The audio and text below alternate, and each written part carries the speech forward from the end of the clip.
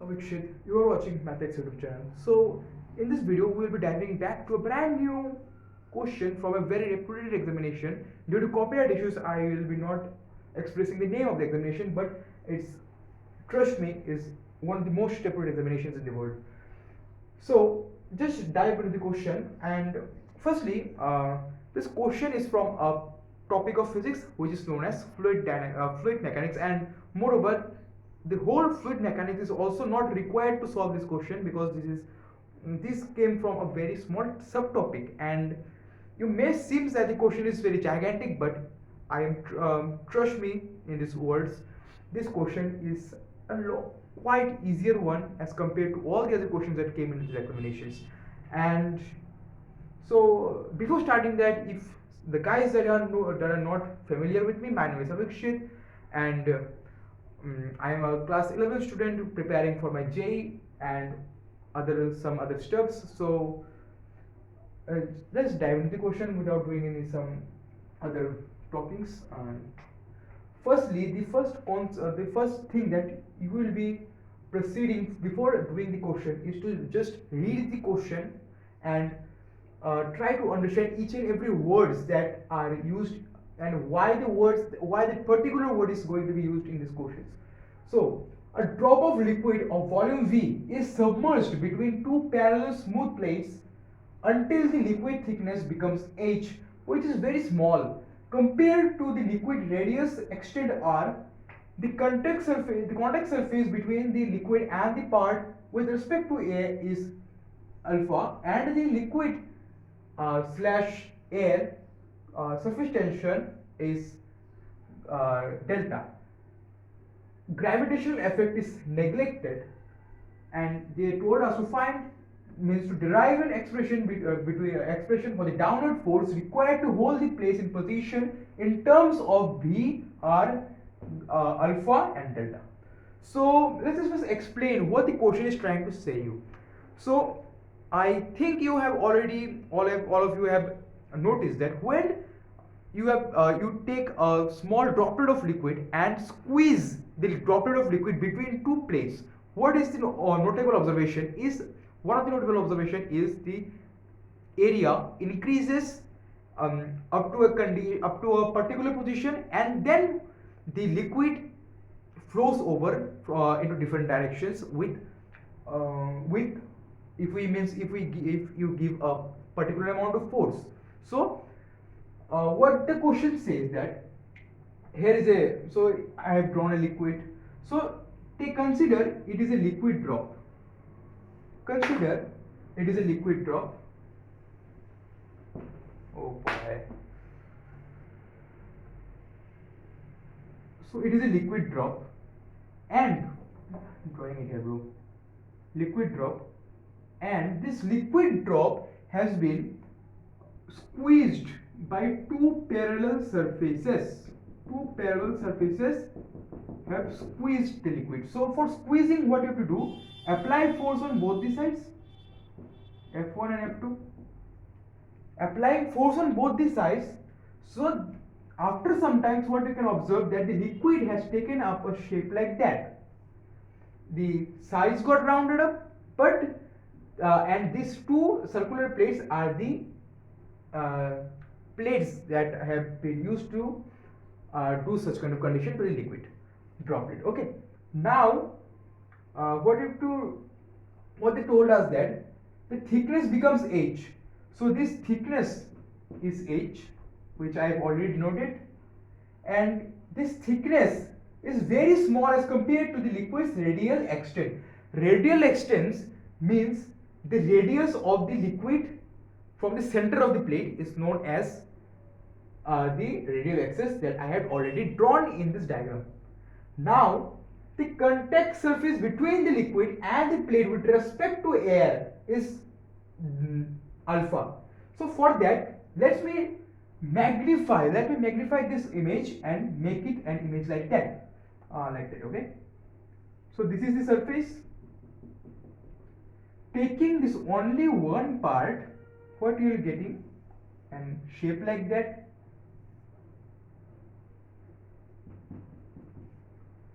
Now, so the radial extent this one is R, and here is something, some radiation should be there, R2. Okay, so this is the liquid. By extending it towards like that, and the angle formed between the contact surface, this contact surface and this liquid is alpha, and the surface tension is delta. So surface tension, will know what is surface tension, and it is delta. By observing this, all these conditions, the first thing that should stuck in your mind is the Young's Laplace equation. Yes, if somebody is thinking about this equation, they are absolutely right. In this condition, the first thing that you are going to be applying is the Young's Laplace equation. So in this condition, in each and every system that exists in the universe, always a pressure is applied to each and every universe unless and until the system is taken into a vacuum. So the pressure is known as atmospheric pressure, and moreover, atmospheric pressure is the heaviest pressure that can exist in this earth. Now, so atmospheric pressure, let me denote it like that. P naught is the atmospheric pressure, and also the liquid will also have its own pressure because it is thrusted and squeezed. So this pressure is P1. Let it be P1. Now, what's the Laplace equation says? Like said, by using Laplace equation, putting it right, P naught minus P1 is equals to delta 1 by R1 minus 1 by R2. Now a lot of folks will say me that what is R1 and what is R2? Now in this condition, this is the surface and this is another surface.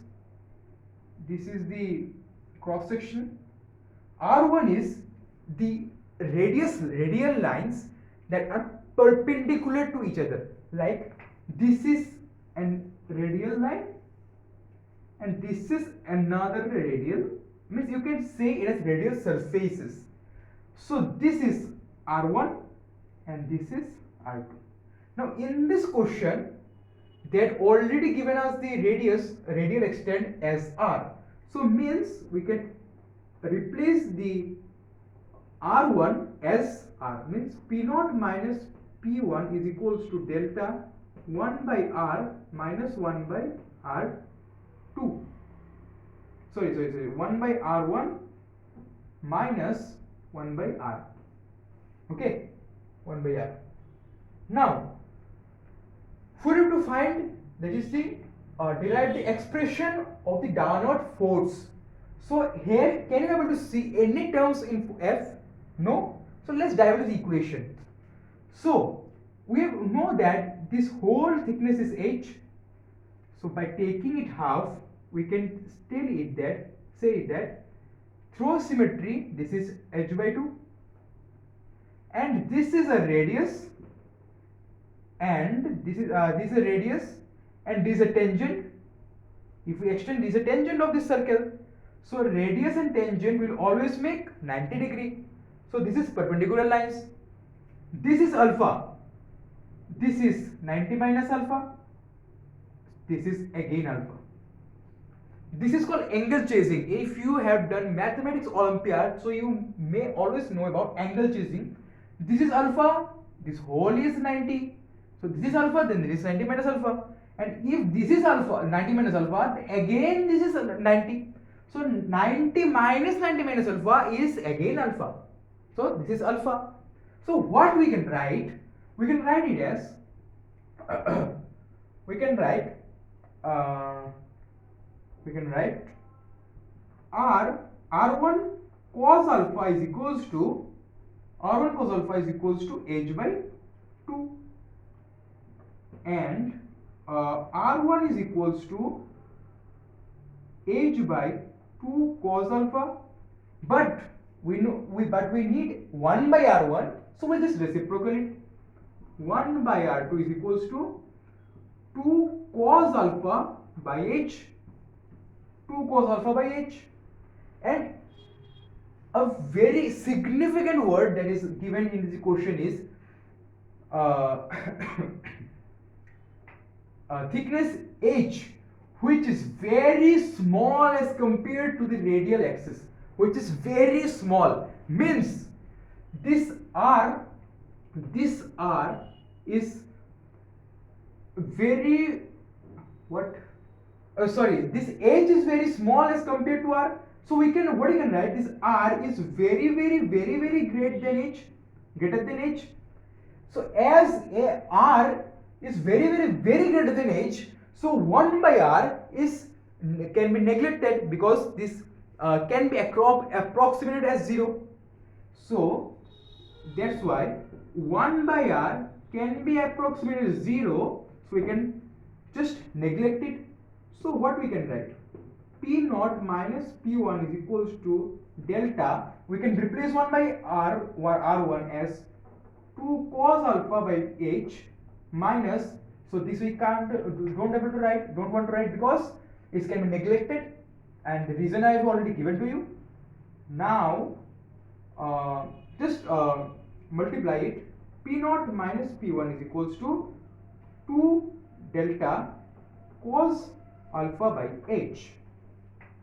Now again go to the diagram. So you can see that this is the cross sectional area of the liquid, of the plate. Now the pressure here is P naught. The force that is used to apply this pressure will be what? F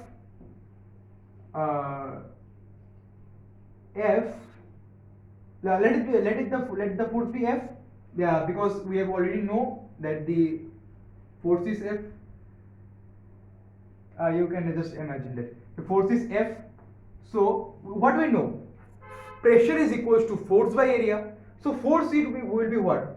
Force equals to pressure into area, and as it is a circular surface, circular cross section, it will be pi r square as the area.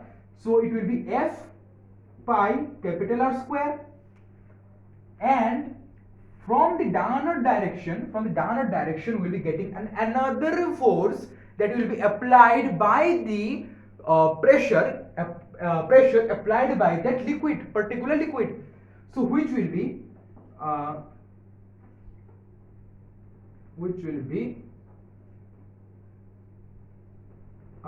P1, sorry, this force will be P naught, and this will be P1 pi R square.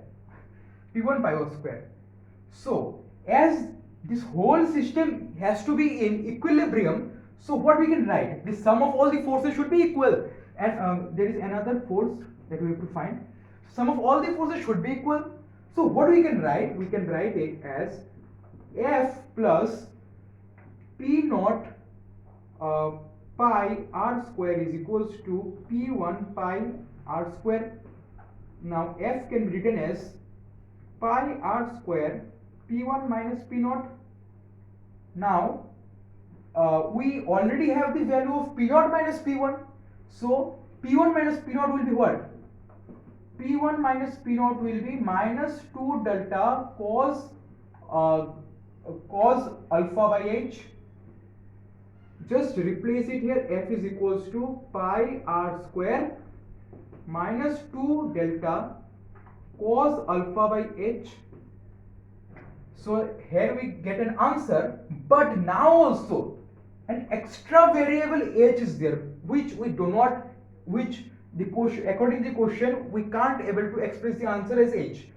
But this h is what? H is the height of the liquid, and the liquid is having a volume. The volume is what? Pi r square h. So the volume is pi r square h. H is what? V by pi r square. Now we can write it what? F is equals to pi r square into minus 2 delta cos alpha by pi by v by pi r square h, which will be f is equals to minus 2 delta pi square r to the power 4 h r to the power 4